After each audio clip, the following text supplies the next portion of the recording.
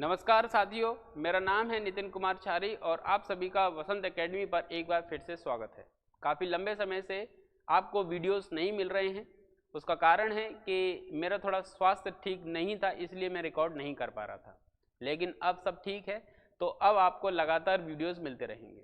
ठीक है, तो आज का जो हमारा टॉपिक है मानव नेत्र यानी कि संवेदी अंगों के अंतर्गत हम मानव की आँख को आज हम पढ़ेंगे। ठीक है, अगर कोई व्यक्ति चैनल पे नया है तो सबसे पहले चैनल को सब्सक्राइब कर दे, जिससे उसको इस तरह के वीडियोस लगातार मिलते रहें। और चैनल को सब्सक्राइब करने के साथ साथ बेल आइकन पे भी क्लिक करना है, जिससे नोटिफिकेशन आप तक पहुंच जाएगा। ठीक है, और यदि वीडियो पसंद आए तो लास्ट में लाइक और शेयर भी कर देना। ठीक है, तो स्टार्ट करें आज का अपना लेक्चर। मानव नेत्र यानी कि मानव की आँख। मानव की जो आँख है उसको यदि हम ठीक तरीके से समझने का प्रयास करें तो कुछ आपको इस प्रकार से दिखाई देगी। ये आँख के अंदर का हिस्सा है। ठीक है, बाहर का हिस्सा तो आपको दिखाई ही दे रहा है। ठीक है, बाहर के हिस्से में आँख को आप जब देखते हैं तो सबसे पहले आपको ये आईब्रोज दिखाई देती हैं। ठीक है, फिर उसके बाद आईलाइनर यानी कि पलकें दिखाई देती हैं। फिर पलकों के अंदर जो आपको आँख दिखाई दे रही है वो कुछ इस प्रकार से दिखाई दे रही होगी। ठीक है, ये आपके क्या हैं, ऊपर आईब्रोज हैं। ठीक है, जो आँख को ऊपर की ओर क्या कर रहे हैं, ये आईब्रोज हैं। फिर ये आपके आईलाइनर हैं। ठीक है, पलक हैं। कहते ना अपन जब शायराना अंदाज में होते हैं, कहते हैं तुमको मैं पलकों पे बिठा के रखूंगा या तुम्हारे आने पे पलकों को बिछा के रखूंगा। तो ये वो पलकें हैं जिस पे अपन किसी को बिठाने की या इनको बिछाने की बात करते हैं। ठीक है, कल्पना है, कल्पना में कुछ भी कह सकते हैं, बाकी का वास्तविकता से ये पूर्णतः परे है कि आप किसी के लिए ये पलकें बिछा के रख दें। ठीक है, अब इन पलकों के अंदर जो आपको दिखाई दे रही है वो आँख है। ठीक है, आँख में आपको ये जो सफ़ेद हिस्सा दिखाई दे रहा है ये पूरा, इसको स्क्लेरा कहते हैं, स्क्लेरा। ठीक है, अब इस आँख के अंदर मुख्य रूप से आपको बाहरी तौर पे केवल तीन ही चीज़ दिखाई दे रही है। पहली आपको ये सफ़ेद हिस्सा दिखाई दे रहा है, ये जो हिस्सा सफ़ेद है उसको अपन स्क्लेरा कह रहे हैं। ये सबसे पहला भाग है जो आपको आँख में दिखाई दे रहा है। दूसरा आपको ये कुछ इस प्रकार से गोला दिखाई दे रहा है, इस गोले को हम नाम देते हैं आइरिस। यानी आँख में इस सफ़ेद जो हिस्सा है उस सफ़ेद हिस्से के बीच में एक अलग अलग रंग का, किसी किसी में काला होता है, किसी किसी में ब्राउन होता है, किसी किसी में नीला भी होता है, जैसे कजरारे कजरारे है ना। तो ऐसी स्थिति में ये जो है वो है आपका क्या, आइरिस। इस आइरिस के ठीक बीच में एक गोल आकार की काली सी संरचना दिखाई दे रही है जिसे अपन कहते हैं पुतली। तो बाहर से आप आँख को अगर देखेंगे तो आँख में आपको ये तीन चीज दिखाई देंगी। मुख्य रूप से ऊपर से देखने पर आपको आँख में यही तीन चीज दिखाई दे रही हैं, जिसमें से एक है आपका स्क्लेरा, दूसरा है आपका आइरिस और तीसरा है पुतली यानी कि प्यूपिल। ठीक है, अब उसके बाद अगर हम आँख की आंतरिक संरचना को देखें तो हमें समझ में आता है कि आँख में ये जो हिस्सा मैं बना रहा हूँ ये है आपका आइरिस। इसका नाम क्या है, इसका नाम है आइरिस। ठीक है, चलिए येलो से बनाते हैं जिससे अच्छे समझ में आएगा। ये है आपका आइरिस।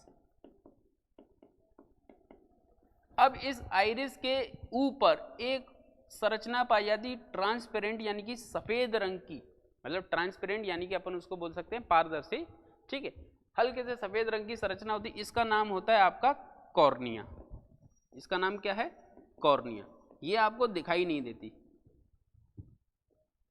दिखाई नहीं देती का मतलब ये नहीं कि आपको बिल्कुल ही दिखाई नहीं देगी, लेकिन ये बहुत पतली ट्रांसपेरेंट सफेद रंग की संरचना होती है जो बहुत बारीकी से देखेंगे तो समझ में आएगी, बाकी का ऐसा ऊपर से समझ में नहीं आती। ठीक है, जब आप इस तरीके से आइरिस को देखेंगे तो इस आइरिस के ऊपर ही है वो ट्रांसपेरेंट संरचना जिसे हम क्या नाम दे रहे हैं, कॉर्निया। ठीक है, जब व्यक्ति आंख को दान में देता है तो यही कॉर्निया दान में देता है, पूरी आंख दान में नहीं दी जाती। ठीक है, तो सबसे पहला भाग है आपका ये कॉर्निया।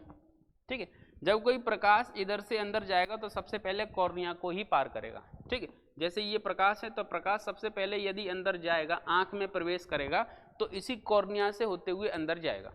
ठीक है, जब कॉर्निया से होते हुए अंदर जाएगा तो अंदर जाने के बाद उसको दूसरे नंबर पे क्या मिलेगी, आइरिस मिलेगी। फिर उसके बाद जब वो अंदर जाएगा तो उसके बाद अंदर एक छोटी सी गोल आकार की काली सी संरचना है वो मिलेगी जिसका नाम है पुतली। तीसरे नंबर पे क्या मिलेगी, पुतली। ठीक है, इस पुतली के बाद आंख में इधर की ओर एक लेंस लगा होता है। ठीक है, अब ये तीसरे नंबर के बाद चौथे नंबर पे जब प्रकाश पहुंचेगा तो लेंस के पास पहुंचेगा। चौथे नंबर पे यदि प्रकाश कहीं पहुंच रहा है आंख में तो कहाँ पहुंच रहा है, लेंस पर पहुंच रहा है। ये जो लेंस है वो उत्तल लेंस की प्रकृति के बराबर का लेंस होता है, यानी कि हम ये कह सकते हैं हमारी आंख में उत्तल लेंस की भांति कार्य करने वाला एक लेंस होता है। ठीक है, अब उत्तल लेंस का काम है कि प्रकाश को आगे की ओर इस तरीके से केंद्रित कर देना। ठीक है, फिर जब प्रकाश यहाँ से होकर अंदर की ओर जाएगा तो यहाँ पे एक रेटिना पाया जाता है, इस रेटिना के ऊपर आपका वो प्रकाश केंद्रित हो जाएगा। यानी कि 5वें नंबर पे कौन सी चीज मिल रही है हमको, रेटिना। रेटिना को हम हिंदी में कहते हैं दृष्टि पटल। क्या कहते हैं, दृष्टि पटल, यानी कि इस पर हमारा प्रतिबिंब बनता है। ठीक है, तो ऐसी स्थिति में आंख में मुख्य रूप से आपको ये 5 चीज समझ लेने हैं। और भी इससे जुड़े हुए कुछ तो टॉपिक हैं छोटे छोटे से जो अपन पढ़ते पढ़ते आगे इसको क्लियर कर लेंगे, लेकिन मुख्य रूप से आपको आंख में ये 5 चीज समझ में आना चाहिए। जब आप किसी भी प्रतिबिंब को देख रहे हैं, यानी कि जब आप किसी भी वस्तु को देख रहे हैं तो वस्तु को आप तभी देख पा रहे हैं जब उससे प्रकाश टकरा कर यानी कि परावर्तित होकर आपकी आंखों तक पहुंच रहा है। जैसे लाइट चली जाती है, अंधेरे में आपको कुछ दिखाई नहीं देता, क्यों? क्योंकि ऐसी स्थिति में प्रकाश का परावर्तन ही नहीं हो रहा। तो जब तक प्रकाश का परावर्तन नहीं होगा तब तक आपको कोई भी वस्तु दिखाई नहीं देगी, और वस्तु के देखने के लिए परावर्तन बहुत जरूरी है। तो जब कोई प्रकाश किसी भी वस्तु से टकराकर लौटता है और आपकी आंख पे पड़ता है तो सबसे पहले आपको कॉर्निया के माध्यम से प्रकाश को अंदर भेजना होता है। कॉर्निया सही है आपका तो प्रकाश अंदर जाएगा। जैसे ही प्रकाश अंदर जाएगा तो दूसरे नंबर पे उसको क्या मिलेगा, आइरिस मिलेगा। तो आइरिस पूछेगा कहाँ जाना है, कि अंदर जाना है, तो ठीक है जाओ।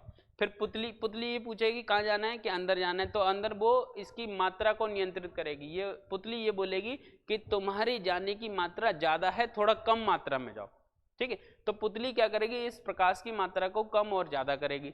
यदि आप धूप में खड़े हैं तो इस पुतली का आकार बहुत छोटा हो जाएगा। पुतली का आकार छोटा होने से कम मात्रा में प्रकाश अंदर की ओर जाएगा।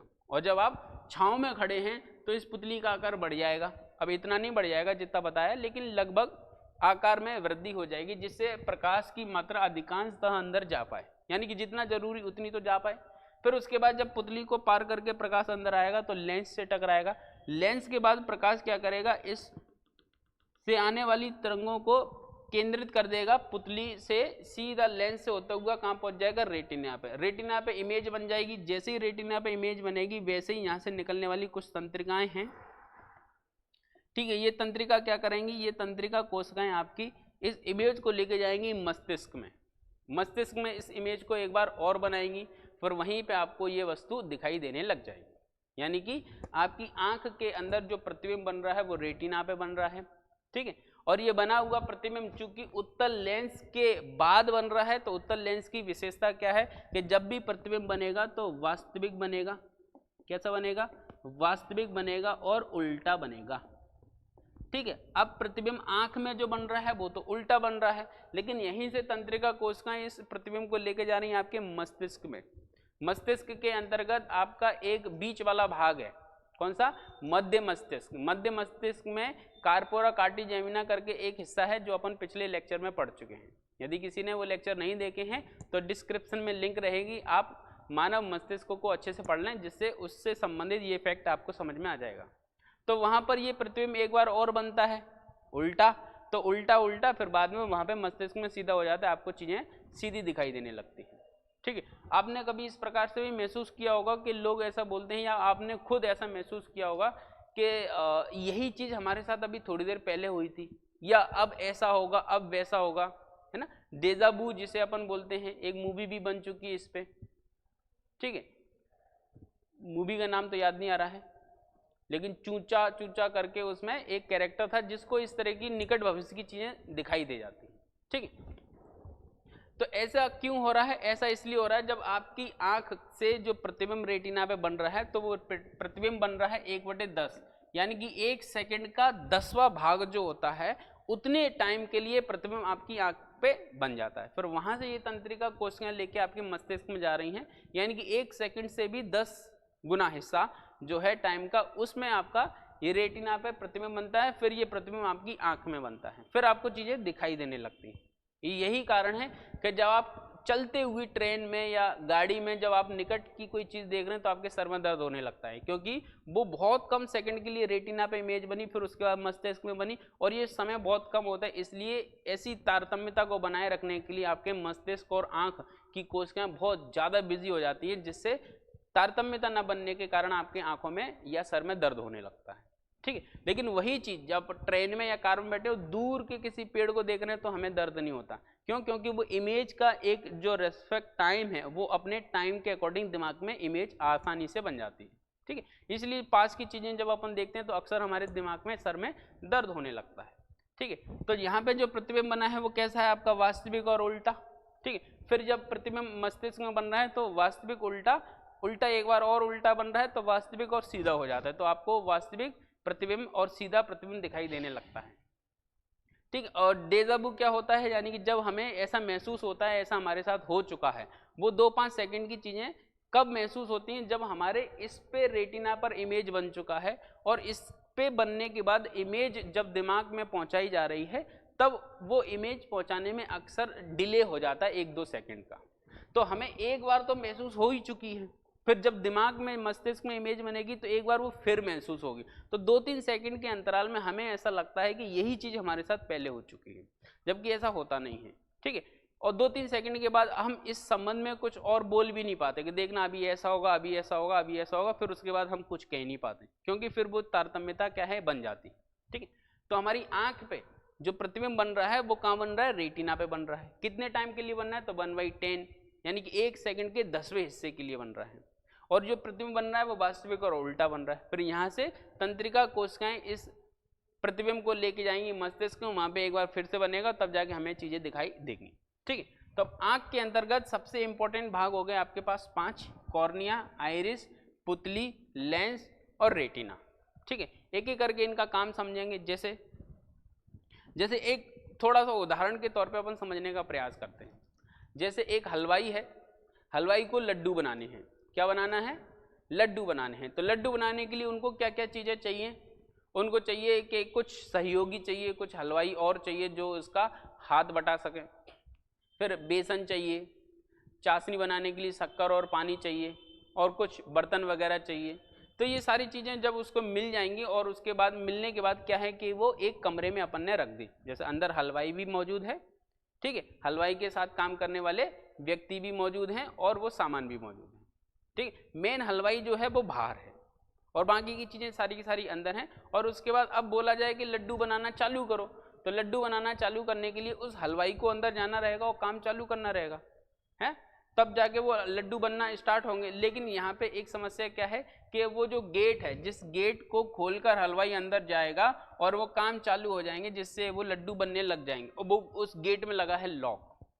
उस गेट में क्या लगा है? लॉक। अब वो अंदर जा नहीं सकता। क्यों नहीं जा सकता? क्योंकि लॉक लगा है।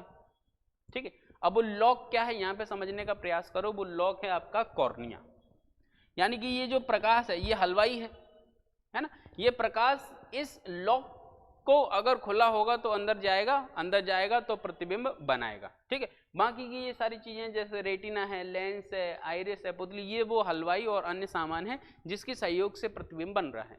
ठीक है, लेकिन अगर आपका कॉर्निया ही खराब है, यानी कि ये जो गेट है वो पूरी तरीके से क्या है? बंद है, लॉक है, तो ऐसी स्थिति में प्रकाश अंदर जाएगा ही नहीं। जब प्रकाश अंदर जाएगा ही नहीं तो ऐसी स्थिति में प्रतिबिंब नहीं बनेगा।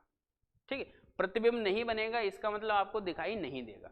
आपको दिखाई नहीं देगा इसका मतलब वो रोग होगा अंधापन, यानी कि किसी व्यक्ति को अंधापन यानी कि दिखाई ना देना, यानी कि उस व्यक्ति के अंधे होने के सबसे पहला जो मुख्य कारण है वो है कॉर्निया का खराब होना। तो जब किसी व्यक्ति को नेत्रदान किया जाता है तो नेत्रदान में केवल ये कॉर्निया दिया जाता है।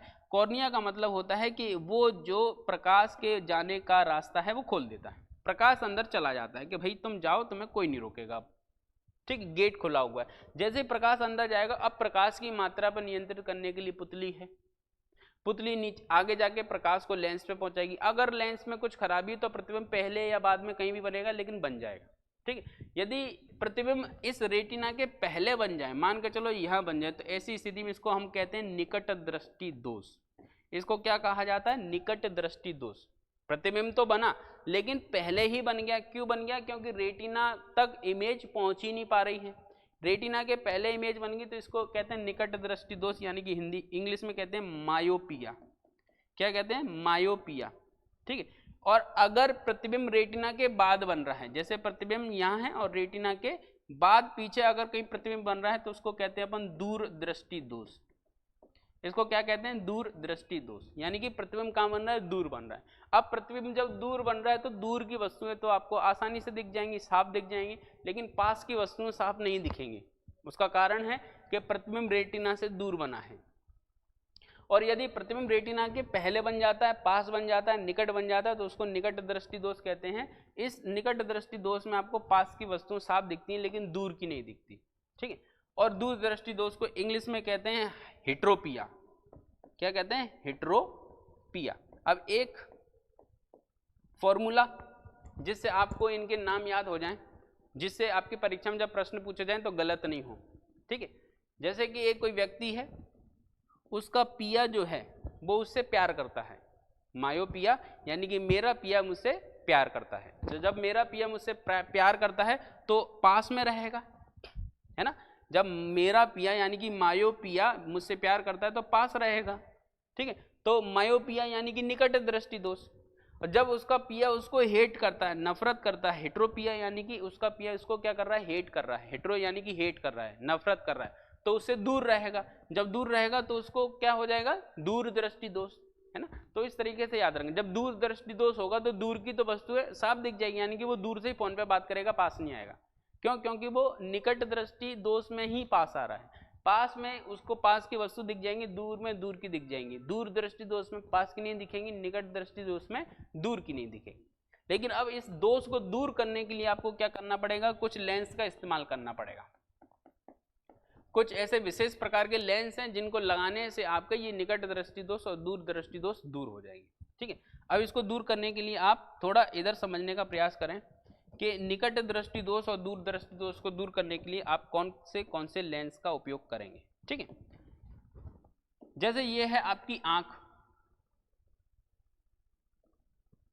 ठीक है। अब आंख में प्रतिबिंब कहां बनेगा? ऐसे रेटिना पे बनेगा। रेटिना के बाद प्रतिबिंब अगर मान के चलो रेटिना से इधर दूर बना है तो ये दूर दृष्टि दोष हो गया। तो इस दूर दृष्टि दोष को ठीक करने के लिए प्रतिबिंब को आपको कहाँ लाना पड़ेगा? रेटिना पे लाना पड़ेगा। अगर रेटिना पे आ जाएगा तो ऐसी स्थिति में आपका वो दोष जो है वो दूर हो जाएगा। तो आपने यहाँ पे लगा दिया है एक उत्तल लेंस। क्या लगा दिया है? उत्तल लेंस। उत्तल लेंस का काम होता है प्रकाश को केंद्रित करना। तो जब यहाँ से प्रकाश केंद्रित होकर अंदर की ओर जाएगा तो यहाँ पे एक लेंस और है तो इसको और केंद्रित कर देगा। तो ऐसी स्थिति में ये प्रतिबिंब जो है वो रेटिना पे बन जाएगा। ठीक है। तो अगर किसी को दूर दृष्टि दोष हो गया है तो दूर वाले प्रतिबिंब को पास लाने के लिए आप कौन सा लेंस इस्तेमाल कर रहे हैं? उत्तल लेंस। ठीक है। जब डॉक्टर के पास आप जाएंगे तो डॉक्टर बोलेगा आपको दूर दृष्टि दोष हो गया, आपको उत्तल लेंस की जरूरत है। अगर इसी प्रकार से अगर हम समझें नेक्स्ट निकट दृष्टि दोष को, तो ये इस तरीके से अगर अपन प्रयास करें समझने का कि मान के चलो ये आपकी आंख है और आंख में यहाँ पे क्या बन रहा है? आपका प्रतिबिंब बनना चाहिए, लेकिन प्रतिबिंब पहले ही बन गया है। तो ऐसी स्थिति में प्रतिबिंब को यहाँ लाने के लिए आपको क्या लगाना पड़ेगा? एक अवतल लेंस लगाना पड़ेगा। तो अवतल लेंस क्या करेगा? प्रकाश को फैला देगा। जब प्रकाश फैल जाएगा तो फैलने के बाद उपयुक्त मात्रा में वो यहाँ पे पहुँच जाएगा तो आपका जो निकट दृष्टि दोष है वो भी दूर हो जाएगा। ठीक है। तो निकट दृष्टि दोष को दूर करने के लिए आप कौन सा लेंस इस्तेमाल करते हैं? अवतल लेंस। ठीक है। अवतल लेंस क्यों इस्तेमाल करते हैं? क्योंकि अवतल लेंस क्या करता है? प्रकाश को फैलाता है। तो जो पास बन गया उसको फैला फैला के रेटिना तक पहुंचाना है। ठीक है। और दूर दृष्टि दोष हो गया है तो दूर दृष्टि दोष के माध्यम से उस प्रतिबिंब को सिकोड़ कर लेके आना है पास में। तो ऐसी स्थिति में दूर दृष्टि दोष को दूर करने के लिए या सही करने के लिए आप क्या इस्तेमाल कर रहे हैं? उत्तल लेंस इस्तेमाल कर रहे हैं। ठीक है। तो ये आंख से संबंधित कुछ रोग हैं और आंख से संबंधित कुछ आपके तथ्य जो परीक्षा में पूछे जाते हैं। जैसे आंख पर प्रतिबिंब कहाँ बनता है? तो रेटिना पे बनता है। इसको फिल्म भी कहते हैं रेटिना को। अब आंख पे जो प्रतिबिंब बन रहा है कितनी देर के लिए बन रहा है? कितने समय के लिए बन रहा है? तो 1/10 समय के लिए बन रहा है, यानी 1 सेकंड का 10वां भाग। ठीक है। फिर ये प्रतिबिंब कैसा बन रहा है, तो वास्तविक और उल्टा बन रहा है। प्रतिबिंब रेटिना पे जो बन रहा है उसको मस्तिष्क में पहुंचाने के लिए कौन काम कर रहा है, तो तंत्रिका कोशिकाएं काम कर रही हैं। प्रतिबिंब जो बन रहा है वो रेटिना से यदि बाहर बन रहा है, दूर बन रहा है, तो उसको क्या कह रहे हैं, दूरदृष्टि दोष। इस दूरदृष्टि दोष के अंतर्गत क्या हो रहा है, आपको दूर की वस्तुएं दिख रही है, पास की नहीं दिख रही है। फिर निकट दृष्टि दोष क्या है, रेटिना के पहले ही प्रतिबिंब का बन जाना। उसको सही करने के लिए आप कौन सा लेंस इस्तेमाल कर रहे हैं, इसमें अवतल लेंस इस्तेमाल कर रहे हैं, उसमें उत्तल लेंस इस्तेमाल कर रहे हैं। मायोपिया मेरे पास, यानी कि मेरा पिया मुझसे प्यार कर रहा है तो मेरे पास है, यानी कि निकट दृष्टि दोष। निकट में है तो निकट दृष्टि दोष। जब पिया आपको हेट कर रहा है, नफरत कर रहा है, तो पिया दूर जा रहा है, दूर यानी कि दूर दृष्टि दोष। इस तरीके से आप याद रखें, ठीक है। और आंख को डोनेट करते समय आप आंख का कौन सा भाग डोनेट कर रहे हैं, तो कॉर्निया डोनेट कर रहे हैं, ठीक है। फिर पुतली का काम क्या है, तो पुतली का काम है प्रकाश की मात्रा को नियंत्रित करना, एक नियंत्रित मात्रा में ही प्रकाश को अंदर की ओर जाने देना। इससे ज्यादा मात्रा में जाएगी तो आंख फूट जाएगी, ठीक है, और कम मात्रा में जाएगी तो धुंधला दिखाई देगा। तो पुतली का काम है आपकी प्रकाश की मात्रा को आंख के अंदर व्यवस्थित मात्रा में पहुंचाना। जब आप धूप से अंदर छांव वाले या कमरे में जाते हैं अंदर, तो ऐसी स्थिति में आपको कुछ समय के लिए दिखाई नहीं देता। क्यों नहीं दिखाई देता, क्योंकि धूप में आपकी पुतली का आकार बहुत सिकुड़ चुका था, क्योंकि कम से कम मात्रा में प्रकाश जाए ना। फिर जब धूप से आप छांव में आते तो कम से कम आकार होने के कारण प्रकाश की मात्रा भी कम जाती है कुछ समय के लिए, तो इसलिए आपको दिखता नहीं है। और फिर जब आप कमरे से यानी कि छांव से धूप में जाते हैं तो आपकी आंखों में चकाचौंध वाली स्थिति बनती है, आपको कुछ समय के लिए चमचमाने लगती हैं आंखें। तो ऐसा क्यों हो रहा है, क्योंकि जब आप अंधेरे कमरे में हैं या कम उजाले वाले कमरे में हैं तो ऐसी स्थिति में आपकी पुतली का आकार एक निश्चित मात्रा में फैल चुका है। फिर जब आप धूप में जाएंगे तो प्रकाश की मात्रा ज़्यादा प्रवेश कर जाएगी कुछ समय के लिए, तो ऐसी स्थिति में आंख में चकाचौंध वाली स्थिति बनती है, ठीक है। तो ये प्रश्न यहाँ से बनते हैं। अब एक एक करके पीपीटी के अंदर इनसे संबंधित जो फैक्ट दिए हैं उनको हम समझने का प्रयास करते जाते हैं, जिससे जो लिखा है उसको पढ़ते पढ़ते इनसे संबंधित जो फैक्ट होंगे जो परीक्षा के लिए इंपॉर्टेंट है उन पर चर्चा करेंगे, ठीक है। मानव नेत्र, जैसे कि मानव नेत्र के अंतर्गत हमने बताया था कि देखने के तौर पे आपको मुख्य रूप से आंख के बाहर दो चीज दिखाई देती हैं, है ना, और आंख के अंदर एक चीज, आंख के अंदर तीन चीज दिखाई देती हैं। जब आंख दिखाई देती है तो आंख में तीन चीज दिखाई देती है। एक तो बीच वाला गोला जिसे पुतली बोल रहे हैं, एक आंख के बाहर वाला सफेद भाग जिसे अपन क्या कह रहे हैं, स्क्लेरा, और एक जो बीच वाला भाग है जिसे अपन क्या कह रहे हैं, आइरिस।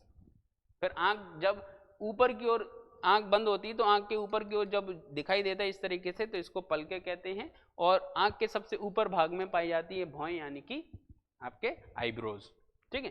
तो नेत्र अंडाकार होता है, ये सामान्य सा फैक्ट है, इसको याद करने की कोई विशेष जरूरत भी नहीं है, आप देख के समझ जाएंगे आंख कैसी है, गोल अंडे के आकार की है, ठीक है। याद करने वाला जो इंपॉर्टेंट फैक्ट है वो है दूसरा, इसका जो व्यास है यानी कि इसका जो आकार है वो लगभग 2.5 सेंटीमीटर होता है, ठीक है। ये इंपॉर्टेंट फैक्ट है, परीक्षा में पूछा जाता है आंख का व्यास कितना है, तो लगभग 2.5 सेंटीमीटर इसका व्यास है, ठीक है।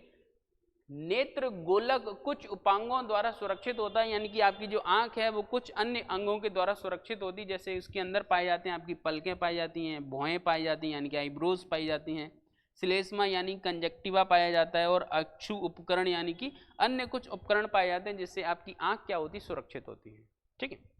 फिर उसके बाद इससे संबंधित अन्य फैक्ट, आओ आगे।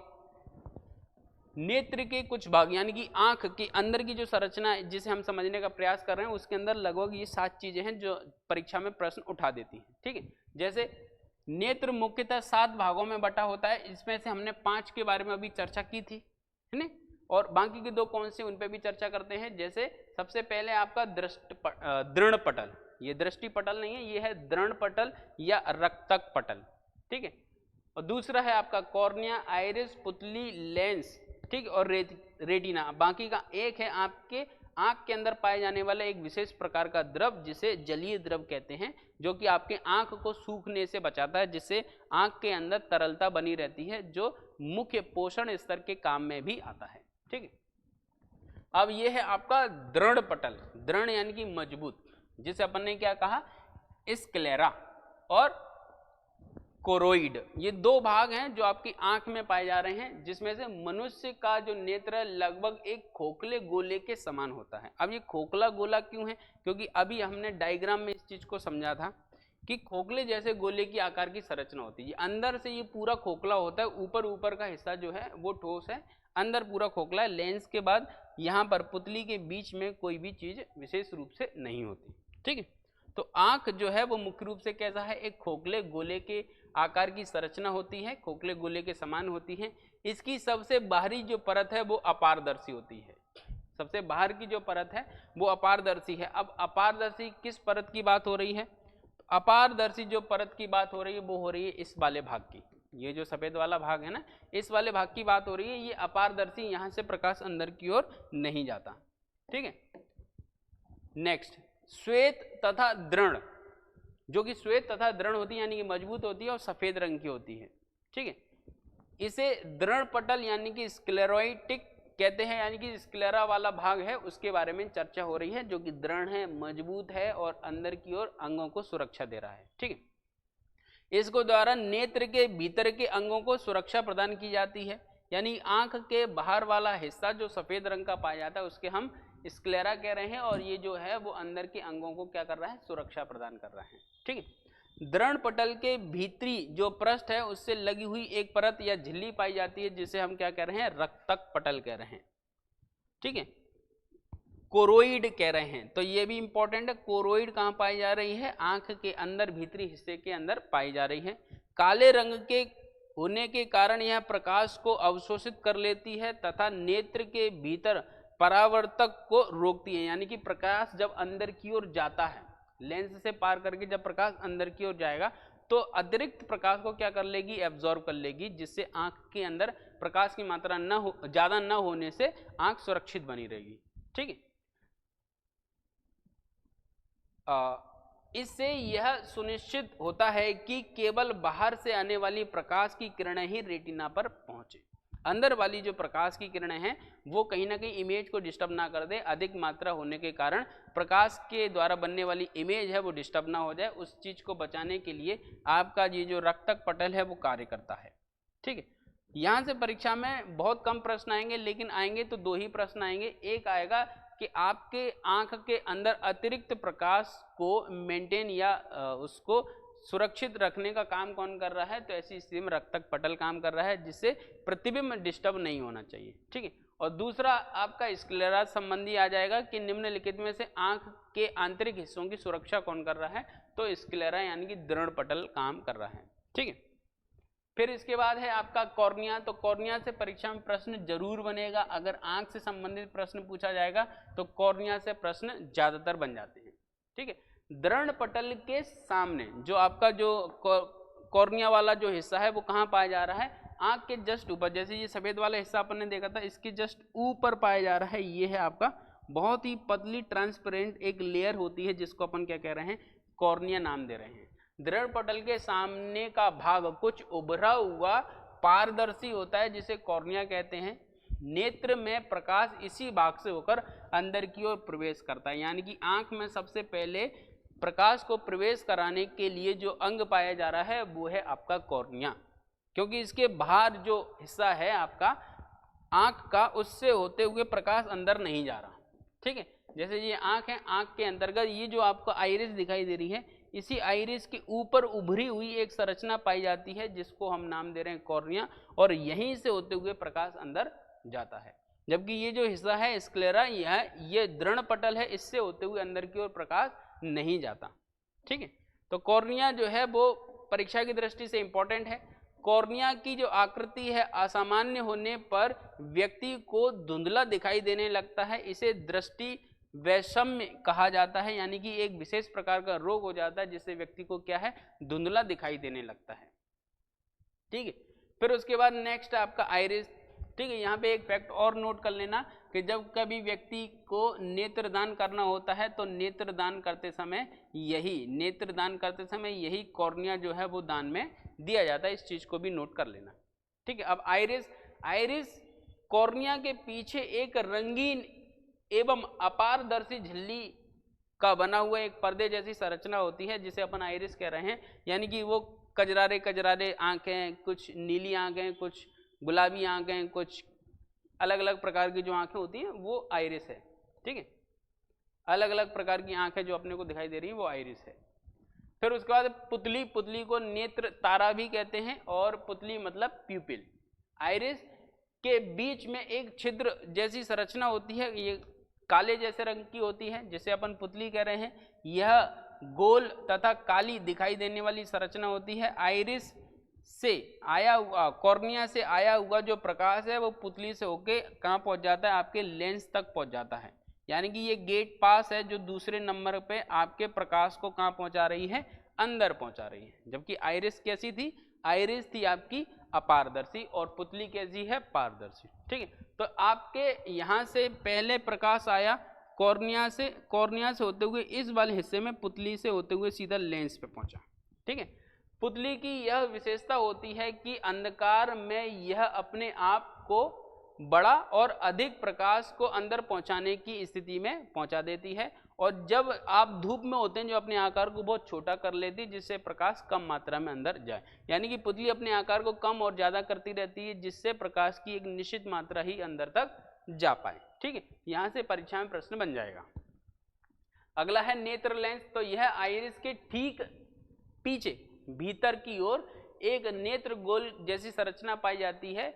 यह एक बड़ी सी रंगहीन पारदर्शी एक संरचना होती है, जिसको अपन नाम दे रहे हैं लेंस। ठीक है, आयु के बढ़ने के साथ साथ जैसे जैसे उम्र बढ़ती जाती है वैसे वैसे यह कुछ चपटा होता जाता है, जिससे अधिक घना और उभरा सा हो जाता है, जिससे क्या है, आपको दिखाई भी नहीं देता। यानी कि आंख के लेंस के काम करने की क्षमता कैसी हो जाती है, कम हो जाती है। इसके बहुत अपारदर्शी हो जाने पर मनुष्य को दिखाई नहीं पड़ता। इस अवस्था को मोतियाबिंद कहा जाता है। ठीक है, इससे संबंधित एक बात और मैं बताना चाहूँगा कि जब आप गाड़ी चलाते हैं, मैं बाइक के बारे में बात कर रहा हूँ, गाड़ी का मतलब कार नहीं है, कि जब आप बाइक चलाते हैं और हेलमेट नहीं लगाते हैं, तो ऐसी स्थिति में जब आप बाइक चला रहे हैं तो थोड़ा 20, 30, 40, 50, 60 की स्पीड में जब आपकी गाड़ी चल रही है, तो ऐसी स्थिति में हवा बहुत तीव्र तरीके से आती है, आंखों में लगती है। तो ऐसी स्थिति में हवा के अंदर धूल के पार्टिकल भी हैं, तो आंख में लगते हैं। ऐसी स्थिति आंख को नुकसान पहुंचाती है। तो ऐसी स्थिति से बचने के लिए आप हेलमेट का उपयोग करें, और हेलमेट के साथ साथ उस ग्लास को भी लगाएं जो हेलमेट के अंदर मौजूद है। उससे क्या होगा, ऐसी स्थिति में आपकी आंखें सुरक्षित रहेंगी। हेलमेट से आपका सर तो सुरक्षित होगा ही सही, लेकिन उसके ऊपर लगे हुए ग्लास से आपकी आंखें भी सुरक्षित होंगी। ठीक है, तो उससे क्या रहेगा, आपकी आंखों में ये धूल मिट्टी नहीं जाएगी, जिससे आपके आंख में ये मोतियाबिंद होने की संभावना है वो बहुत कम हो जाएगी।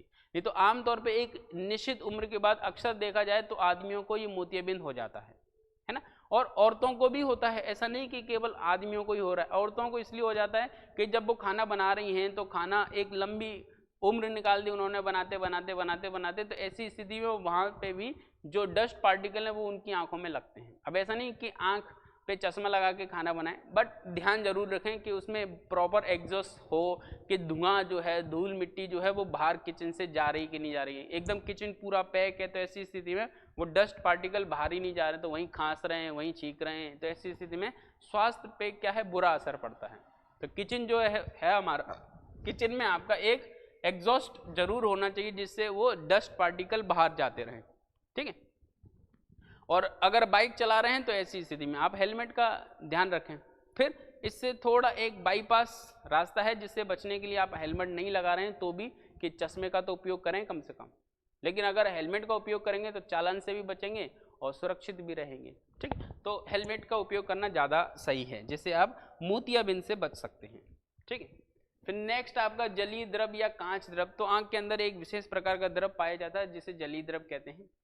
कॉर्निया एवं लेंस के बीच में, है ना, कॉर्निया एवं लेंस के बीच के स्थान में जल के समान पारदर्शी द्रव भरा रहता है, जिसका अपवर्तनांक होता है 1336।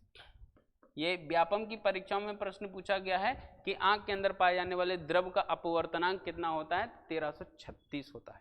ठीक है, इसे जलीय द्रव कहते हैं।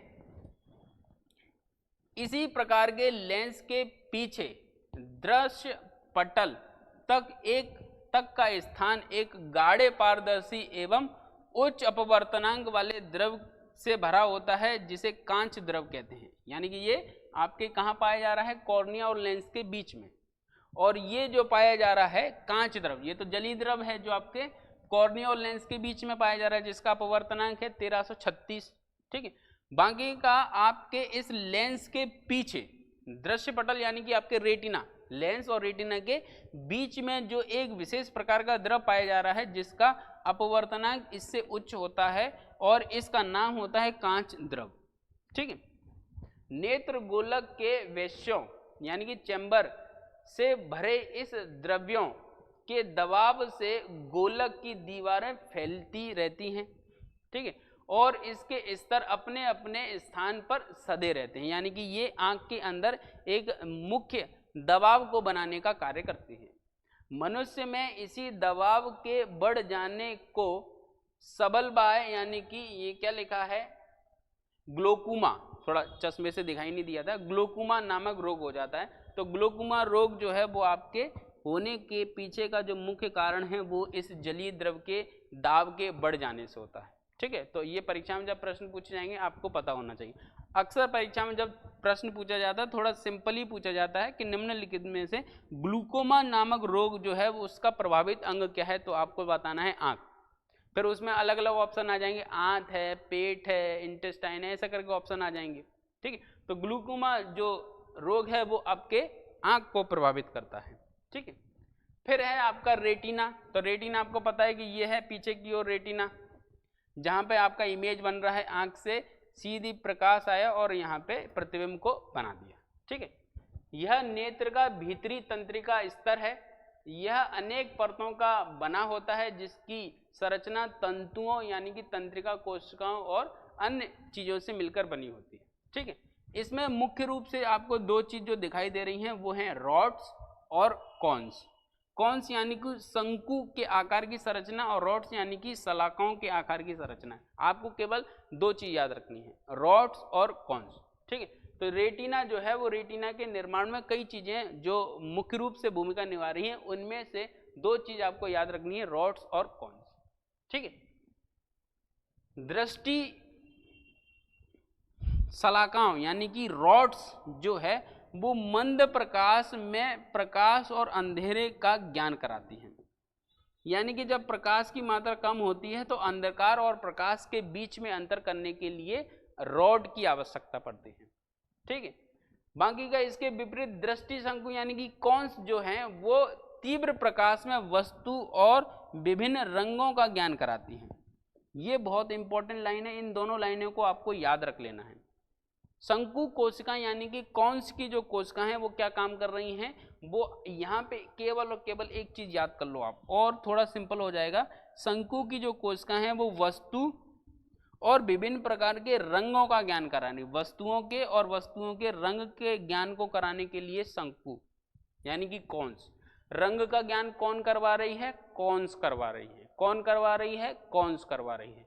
ठीक है। तो ऐसी स्थिति में उल्लू के अंदर ये कॉन्स की कोशिकाएं बहुत कम मात्रा में या न के बराबर पाई जाती, इसलिए वो रंगों को नहीं देख पाता है ना, रंग को नहीं देख पाता। यानी कि ये क्या नहीं देख पा रहा है, तीव्र प्रकाश में वस्तु और रंगों की पहचान नहीं कर पाता, इसीलिए उल्लू को अंधेरे में दिखता है यानी कि रात में दिखता है ना, क्योंकि तीव्र प्रकाश में वो देख ही नहीं पाएगा क्योंकि उसके अंदर कॉन्स की कोशिका नहीं है। लेकिन ये मंद प्रकाश में रॉड्स की कोशिकाएं काम करेगी और हमारे आंख में रॉड्स कॉन्स दोनों हैं, तो हम तीव्र प्रकाश में भी देख लेते हैं और मंद प्रकाश में भी देख लेते हैं, लेकिन अंधेरे में तो कोई नहीं देख पाए, चाहे उल्लू हो चाहे कोई भी हो।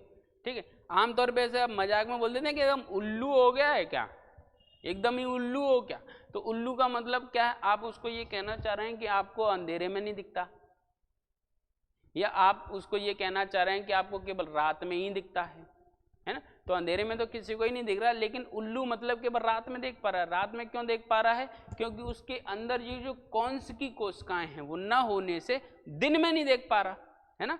आप केवल इतना समझने का प्रयास करेंगे कि कॉन्स की कोशिकाएं मानव में हैं तो वो दिन में देख पा रहा है, उल्लू के अंदर नहीं है तो दिन में नहीं देख पा रहा है। क्यों नहीं देख पा रहा है, क्योंकि वो तीव्र प्रकाश में वस्तुओं की पहचान नहीं कर पाता। ठीक है। चलिए, उल्लू अथवा अनेक रात्रिचर स्तनधारी जो है, उल्लू के साथ साथ और भी कई हैं ऐसे मैमल्स के आंखों में रेटिना के अंदर ये कॉन्स की कोशिकाएं नहीं होती, जिससे क्या केवल रॉड्स की कोशिकाएं पाई जाती, कॉन्स की नहीं होती, जिससे क्या होता है कि वो दिन में नहीं देख पाते। कॉन्स की कोशिका नहीं है तो तीव्र प्रकाश में देख नहीं पाएंगे। जब किसी वस्तु से निकली प्रकाश किरणें नेत्र में प्रवेश करती हैं तो कैमरे के निगेटिव की भांति वस्तु का वास्तविक और उल्टा जो प्रतिबिंब है वो कहाँ बन रहा है, आपके रेटिना पे बन रहा है। ठीक है, वस्तु का जो प्रतिबिंब है वो रेटिना पे बन रहा है। कैसा बन रहा है, वास्तविक बन रहा है, उल्टा बन रहा है, और छोटी प्रतिभूति यानी कि इमेज छोटी बन रही है। ठीक है, ये तीन विशेषता है रेटिना पर इमेज के बनने की। ठीक है, रेटिना की संवेदी कोशिकाएं जो होती हैं वो इन संवेदनाओं को ग्रहण करती हैं और तंत्रिका यानी कि जो ऑप्टिक नर्व्स हैं इनके माध्यम से ये मस्तिष्क में पहुंचा दी जाती हैं, जिससे आपको यहाँ पे इमेज दिखाई देने लगती है। कुल मिला के परीक्षा की दृष्टि से प्रश्न पूछा जाए तो उल्लू को दिन में क्यों नहीं देखता, क्योंकि उल्लू के अंदर कौन सी कोशिकाएं नहीं होती, कौन सी कोशिकाएं न होने के कारण तीव्र प्रकाश को वो नहीं देख पाता। ठीक है, मुख्य नेत्र दोष यानी कि आंख के कुछ दोष जो अपन ने बात की थी, दूरदृष्टि दोष यानी कि दूरदृष्टि दोष में हाइपर हेट्रोपिया या हेट्रोपिया यानी कि आपका पी आपको हेट कर रहा है तो दूर भाग गया, तो दूर की वस्तु दिखाई दे रही है, पास की नहीं दिख रही। तो पास की वस्तुओं को देखने के लिए आप क्या करेंगे, उत्तल लेंस लगा देंगे, जिससे वो प्रतिबिंब पास आता जाएगा और आपको रेटिना पर बन जाएगा तो दिखाई देने लग जाएगा। ठीक है, ये पूरा चीजें आप नोट कर ले रहे हैं, जो समझाई है वही इससे जुड़ा हुआ फैक्ट है। ठीक है, फिर आपका निकट दृष्टि दोष। तो निकट दृष्टि दोष में क्या होता है, इमेज रेटिना के पहले बन जाती है, तो रेटिना पे लाने के लिए आपको क्या करना पड़ता है, अवतल लेंस लगाना पड़ता है। तो जब आप अवतल लेंस लगाएंगे तो प्रतिबिंब कहाँ बन जाएगा, रेटिना तक पहुंच जाएगा। रेटिना पे पहुंच जाएगा तो आपको वस्तु दिखाई देने लग जाएगी। कहानी समाप्त हुई। और इसके बाद एक और लेक्चर होगा जो आपके मुख्य रूप से कान से संबंधित होगा। कान या कोई एक टॉपिक बच गया है उससे संबंधित है, वो नेक्स्ट वीडियो और होगा। उसके बाद आपका ये तंत्रिका तंत्र और संवेदी अंग खत्म। फिर नेक्स्ट आपका टॉपिक होगा वो है आपका एंडोक्राइन सिस्टम। एंडोक्राइन सिस्टम के साथ दोबारा उपस्थित होंगे, तब तक के लिए जय हिंद। यदि लेक्चर पसंद आया हो तो इसको लाइक शेयर जरूर करें, और अभी तक अगर किसी ने सब्सक्राइब नहीं किया है तो प्लीज़ सब्सक्राइब करके बेल आइकन पर भी क्लिक कर दें, जिससे आपको इससे संबंधित वीडियोस लगातार मिलते रहेंगे। ठीक है, जय हिंद।